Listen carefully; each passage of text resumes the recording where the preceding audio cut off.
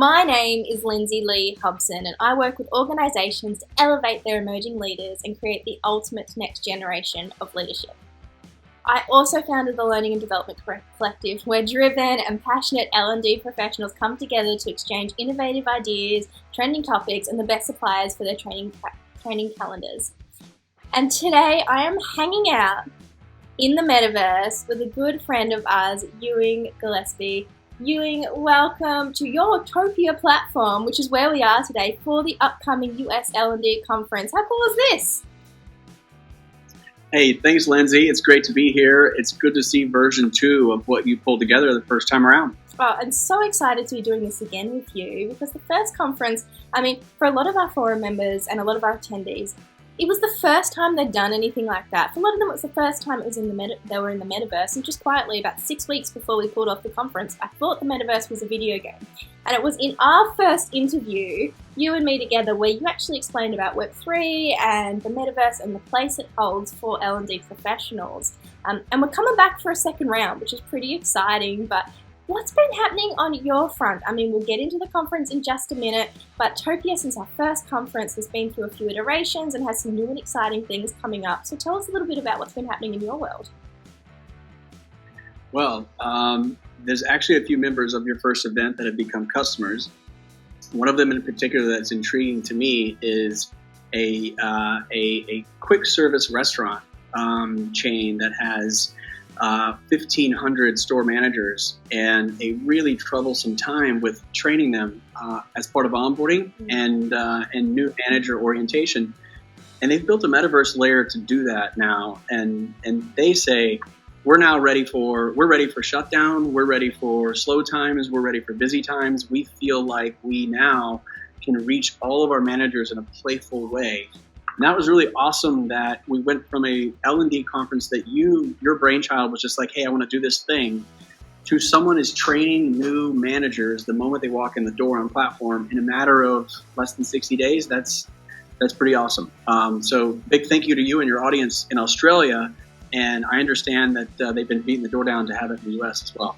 100%, and honestly, I can't personally take credit for it because it was something the forum members wanted to do. We wanted to do some more structured training, we wanted to do a conference, and someone actually suggested, why don't we do that in the Metaverse? Why don't we try something new, something fun, something that we can potentially add to our repertoire in our work environments as well? And that's exactly what we did. So it was so much fun as well, and it wasn't just me that found it fun, actually. Was it you that made the exit survey? And one of the questions was, how did you find this experience? And fun was the number one thing. I got that right? You did. We actually asked, just what was the fun factor on a scale of 1 to 10, got an 8.8 for that particular question. And just know how the metaverse works. Lindsay, if you want to click on my little arrows and thumb out for just a second here, we can actually show them this exact question that was asked here. So you can see the 8.8 for the fun factor on integrating fun with learning. So yes. That's huge. Because for an L&D professional, at least for us in the forum, what we're talking about in the collective as well, is it's about making an impact. And that is very much what, I have my mouse on your face, I'm so sorry, very much about what this conference is about. We've been through the ringer as a humanity, as a human race in the last couple of years. It's been really tough for everybody in different shapes and forms. And now moving forward, businesses are really starting to focus in on where's the value to my bottom line, especially after the Great Resignation, how are we keeping talent, how are we onboarding talent, how are we developing them so they stay with us long term? And that's where L&D come in and have a real opportunity to shine. So this conference is all about how L&D professionals can demonstrate their impact and demonstrate their value to the bottom line, but also demonstrate that they're retaining and developing talent as well, which is so important. And Topia is just an incredible platform for that, especially with that, 8.8 fun fact. Very cool. But you've got a few things going on at the moment, so tell us a little bit about, I love that, give us a love up. Tell us a little bit about what's happening behind the scenes and how this conference is sort of supporting Topia and how it's supporting L&D professionals at the same time. Yeah, We're really excited that right now we see that this conference is actually going to have twice as many people as your Australian conference, if nobody else accepts, between now and, Thursday. Yeah. So just by sheer numbers, really impressed with the turnout. We learned some things from your last conference in the way that you embedded your videos after the fact. And people from all types of different parts of our community have commented on that and found your world in the public events folder. As you know, you can enable when you want to, and said, wow, I can actually feel myself being at this event by watching some of the content that was there and understand the difference between a breakout session and the main stage and why this world is designed the way it is. And actually, I kind of know what the metaverse is about a little bit, even though I didn't attend. But without those videos, and we're just here, two people walking around, we can't really imagine what it would be like to have 200 people in here. Yeah, but we're about to find out in a few days. we are. And I just want to give you kudos for that, because that technique has really caught on like wildfire. Like, have the event, but then drop recordings in key moments where they happen so you can educate others about what this is all about. So a lot of amazing things. The one I would point you to that's got everyone super excited is analytics. So knowing how people are moving around and how many people they're connecting to and what media they found engaging and all the sort of underlying elements that would tell you if, your design, your content, and your audience had a sort of good relationship. Yes. We've learned a lot from a 10,000 person hackathon that happened in May, right around the time that your first event happened. And we've now seen engagement charts that showcase the difference between someone just talking the whole time at an audience, like a presentation, and what happens when you go into these smaller groups. And of course, we love that your conference style has both.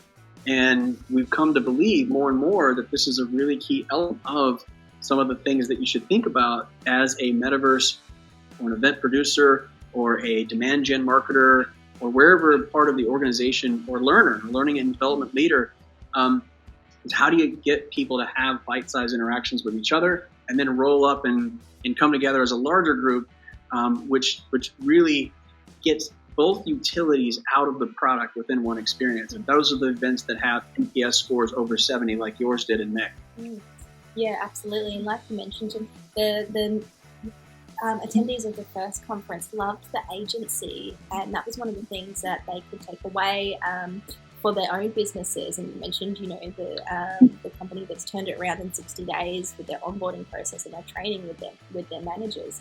That sense of agency really allows for another level of learning, another level of experience, and another level of fun. It's almost like a choose your own adventure novel, which is fantastic. And I'm really looking forward to showing that to attendees of this upcoming conference in the US, because a lot of them haven't been in the metaverse before, which is absolutely incredible and exciting because we get to introduce them to that experience. But tell me, Ewing, there's some misconceptions about the metaverse and Web3 out there. What myths can you bust for attendees who haven't come to the metaverse before? Well, I think the godfathers of the internet, if you will, rushed into blockchain, and those enthusiasts claimed Web3 as their territory, and they think of it very much as the decentralized blockchain foundation, and that those are elements that define it. And then you have this metaverse market, and sometimes they overlap, such as when we allow an NFT collection to be displayed in our metaverse, we are overlapping Web3 and metaverse. I think the biggest misconception, I just read a report, and it was from a very well-known publication. Everyone on the call would know. There's no reason to name the name. But they claim the metaverse market will be $1.5 trillion by 2030.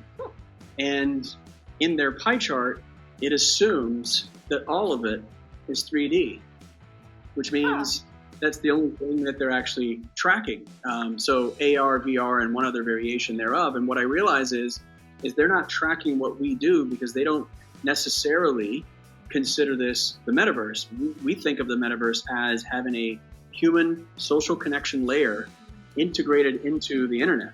So you and I are sitting on the couch, but you and I both know we could walk around and have the same conversation and keep moving, yes. and be able to interact and consume additional information that we can't possibly do on a Zoom. Yes. And when the Zoom call ends, the meeting's over and everything disappears. So we know that that is not the world that this type of product belongs in. And anyway, just a quick comparison. I think the biggest misconception is that the metaverse requires hardware and is 3D by default. So neither one of those are true. Wow. It's interesting, actually, because when we were planning for the first conference we had, and even actually this conference too, one of the first questions I get asked by people who are registering is, do I need to get the goggles? And no, you don't. You can have the full experience without them and still get all the benefits as an L&D professional who's either creating the training or attending the training as well, because it's the things that they love about it as an attendee or as someone who's being trained or being onboarded in the metaverse. It's the fact that it's got that fun element and that sense of agency. You know, you can choose your own adventure, you can do those things. And as someone who's creating the world, it's endless. You can do anything in the metaverse. You have complete control over what you put in there. So it makes it a really powerful tool and has a very specific place in an L&D Professionals toolkit. But if you want to know more about that and you're watching this video, make sure you register for the conference. It'll be a link around where you're watching this. We are really excited about it. What are you looking forward to this time around? What's your number one thing that you're excited about for this particular US L&D conference? When you say things like, now let's go down to our different breakout areas, and when you guide and direct the experience, you're going to have this herd of people that know exactly what you mean and go running on the mission because they've done it before, only once. And I actually think that's going to change the experience of the rest, because they're going to easily see how to fall in line and learn from others that have been there and done it. So rather than having everyone try to figure out what the speaker stage is and who's standing where and all that stuff, we learned some little lessons there. You're going to you've got ambassadors coming to this, right? That know how to help others have a better experience too. So I would imagine that will elevate the experience for everyone, and we'll see it come out in surveys. 100%. And if you're watching this and you're wondering what Ewing is referring to, a learning and development forum where we, through the first conference specifically for members and their special guests, and only a very small handful of the population had been in the metaverse at all. It's a brand new experience for each and every one of us. And we have quite a few forum members coming back for this particular conference too. It's a whole new set of speakers. Well, that's not true. We've got some forum members presenting as well. So very much looking forward to forum member Elena and forum member Kelly, their sessions, which will be fantastic. We've got a brand new speaker for our keynote and some really exciting breakout rooms with Gina from Art of Mentoring, and also Sarah, who's the overnight trainer. So make sure you register, everyone, if you haven't already. We are sitting in the world and we cannot wait to show you the entire space and have you experience it yourself. Ewing, thank you so much for your time today. And if you haven't already, everyone, register. We will see you there.